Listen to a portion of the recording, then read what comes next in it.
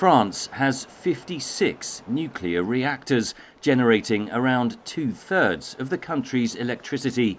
It is also one of Russia's biggest customers for enriched uranium to power those reactors, according to a report by London-based think tank Royal United Services Institute, or RUSI.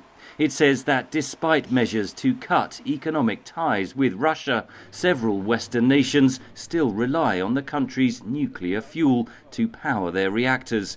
Imports into France from Russia of enriched uranium have increased significantly since the start of 2022, so there was an increase of about 184% in volume. The French utility EDF is even planning a joint venture with Russia's state-run Rosatom to process uranium at a site in Germany.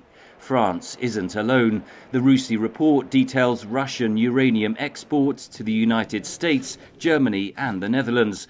Russia is still the biggest exporter of enriched uranium enrichment services globally. So globally they account for about 44% total capacity of enrichment services. Global enthusiasm for nuclear power fell after the 2011 Fukushima reactor meltdown in Japan. But as countries try to slash carbon emissions, many are thinking again. At last week's meeting of the International Atomic Energy Agency in Brussels, several leaders called for reinvesting in nuclear power. To adapt supply chains as fast as possible, and also there to disconnect from Russian supply. But we need to balance things. I mean, in a sense, if you want to decarbonize, if you want to reduce CO2 production, we need to make sure that our nuclear power plants can continue. RUSI estimates that Russia sold $2.7 billion worth of enriched uranium globally in 2023. The report says exports to China have increased, raising suspicions that Beijing could be importing Russian enriched uranium to facilitate greater exports of Chinese enriched uranium supply, so-called displacement. Sanctions need to be, or any kind of restrictions need to be multilateral.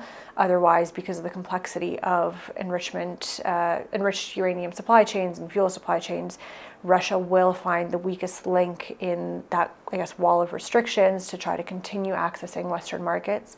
Western nations are trying to boost their nuclear self-sufficiency. France is boosting uranium enrichment capacity at this site in Tricastin by over 30%, according to nuclear industry reports. The American firm Westinghouse and Ukrainian firm Energoatom have begun producing nuclear fuel that can supply former Soviet reactors in Eastern Europe from a site in Sweden. Dolzikova of RUSI says it will take at least 2 years for the West to end reliance on Russian nuclear fuel.